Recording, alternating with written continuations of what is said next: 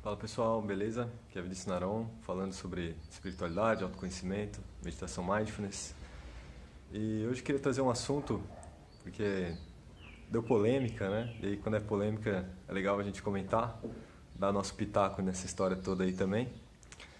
E que é sobre essa ministra, nem sei quem é, uma pessoa do governo que disse que viu Jesus na goiabeira. E cara, eu me identifiquei profundamente com essa mulher porque eu também já vi Jesus. E eu vou contar nesse vídeo como que aconteceu isso.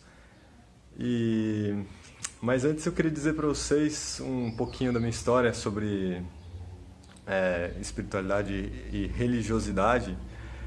É que por muito tempo na minha adolescência eu realmente me desinteressei por essas coisas religiosas. Na verdade eu nunca tinha sido interessado assim. A minha mãe sempre me levou na missa, eu fiz catequese, mas assim que eu pude não fazer crisma, eu não fiz. Porque para mim essa questão religiosa, ela, sei lá, nunca me atraiu muito, nunca tive esse interesse. Agora, quando eu fui me tornando adolescente, crescendo mais, eu comecei mesmo a ter uma resistência com a religião. E, e cheguei mesmo a ser ateu. Porque a gente vê muita coisa ruim nas religiões, né? Não em relação à religião em si, mas também muito em relação às pessoas que praticam a religião, sendo pessoas que estão muito distantes. São cristãos, por exemplo, que estão muito distantes do ensinamento de Cristo. E isso faz com que a gente pegue uma certa repulsa, né, pela religião. Eu, pelo menos, passei por isso e vejo que algumas pessoas passam por isso também. Mas beleza, quando eu fui fazendo uns 16, 17 anos, o assunto da espiritualidade adentrou na minha vida. Eu comecei a entender o que era isso.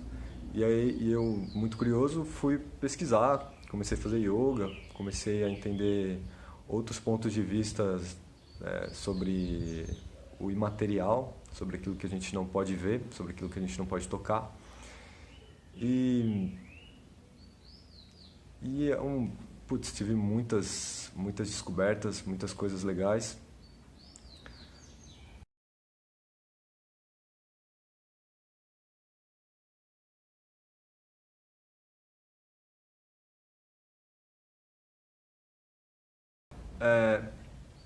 Eu me lembro quando assisti o documentário Quem Somos Nós. É um documentário que realmente abriu bastante minha percepção, meu entendimento sobre tudo isso.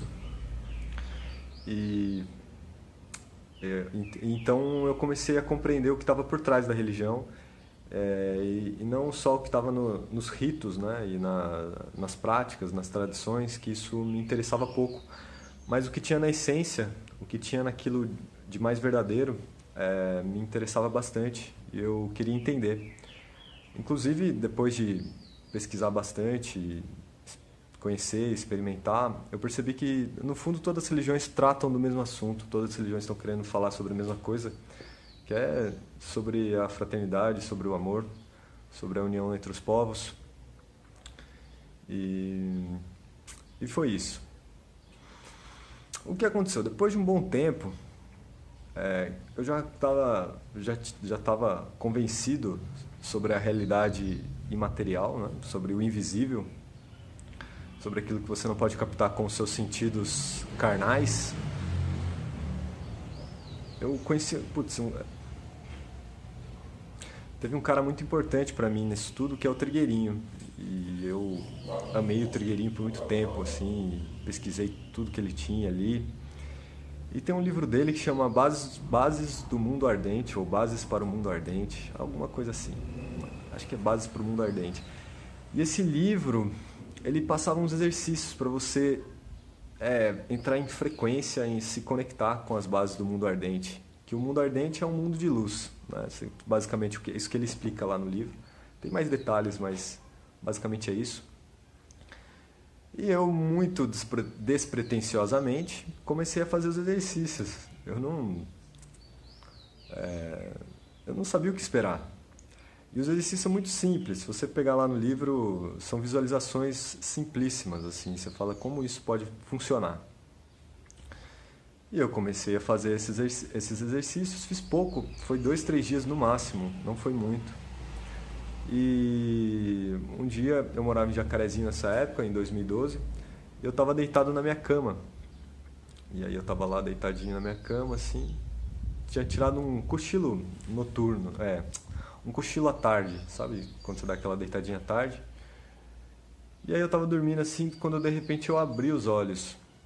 E aí quando eu abri os olhos, eu olhei pela janela do meu quarto, e lá no fundo da janela eu podia ver o céu e eu podia ver o horizonte. Eu conseguia ver o horizonte e o céu. E aí, naquele lugar que eu estava olhando, de repente eu vi uma imagem que ela era colossal, mais ou menos do tamanho de uma montanha ou maior, não sei dizer assim. Mas essa imagem colossal era a imagem do Cristo.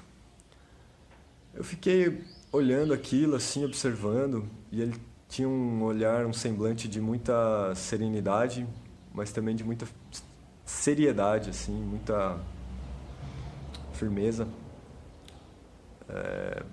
Foi uma visão celestial, assim, difícil de explicar para vocês.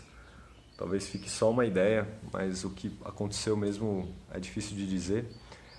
Eu sei que eu fiquei contemplando aquela imagem, olhando aquela entidade, né, aquela consciência enorme, gigante. E aí eu fiquei alguns instantes assim, observando, olhando. E aí deu um tempinho, os meus olhos do corpo se abriram. E aí meu olho abriu e eu estava deitado na cama. E eu percebi que eu não estava dormindo.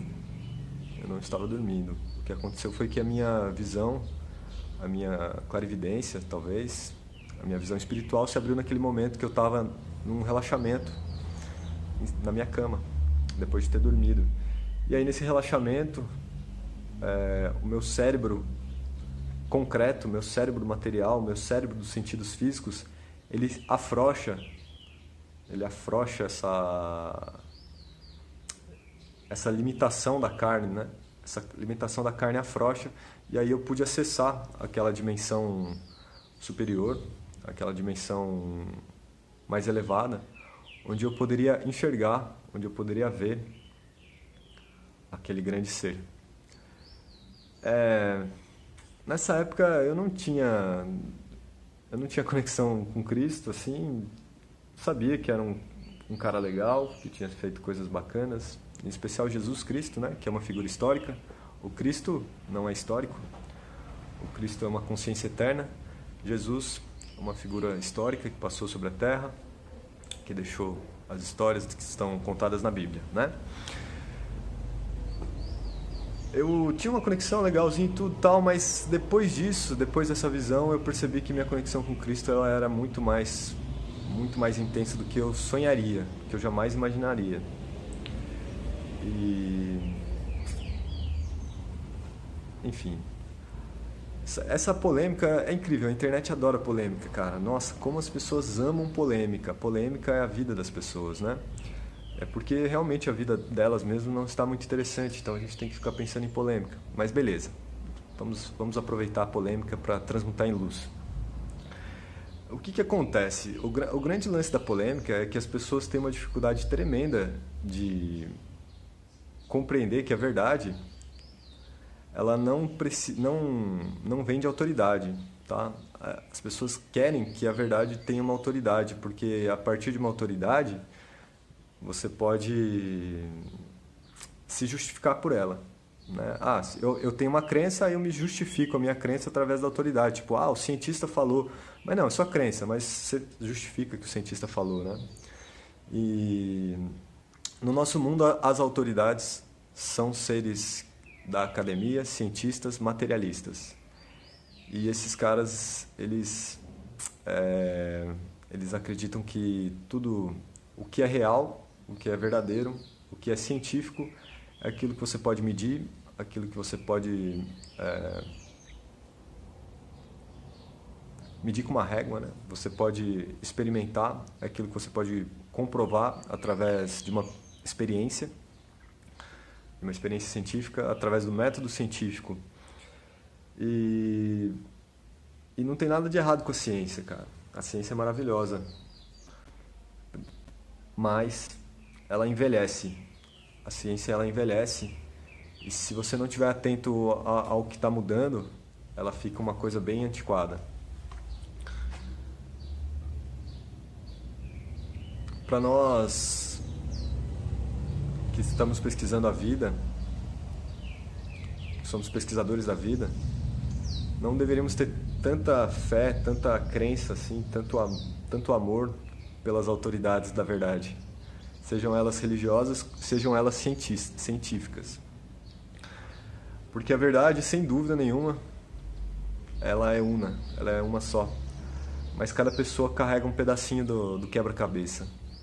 Cada pessoa compõe um pedacinho do quadro desse quebra-cabeça da verdade. E ela só pode ser revelada inteiramente com a participação, com a presença de todos. Se você entrega o seu pedacinho da verdade, sua pecinha do quebra-cabeça da verdade para uma autoridade, essa verdade começa a se tornar desconfigurada porque está faltando a sua nisso, está faltando a sua participação. E é por isso que eu honro e agradeço todos os pontos de vista, porque eu sei que todos os pontos de vista estão somando. Não existe pontos de vista que se excluem, existem pontos de vista que se somam e por se somarem se tornam maiores. E dessa maneira a gente pode contemplar a verdade de uma maneira muito mais completa, muito mais real, muito mais verdadeira.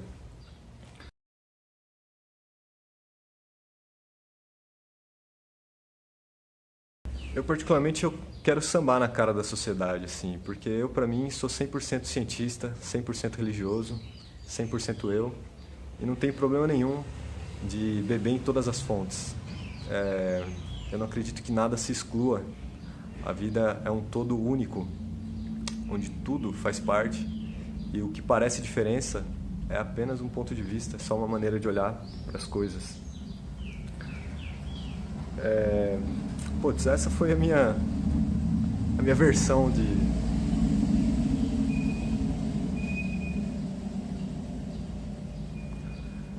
Essa foi a minha versão do dia que eu vi Jesus. E foi maravilhoso, foi revelador, foi transformador. Eu não sei se você um dia vai ver, talvez não, mas talvez sem sombra de dúvidas, você vai ter algo especial e único para trazer para esse plano, para esse mundo que está tão carente e necessitado da sua energia, da sua sabedoria, do seu conhecimento. Eu agradeço imensamente poder dividir com vocês essa história. Espero que estejam bem e fiquem com Deus, Jah, Allah, Buda, Krishna, Oxalá. Amém.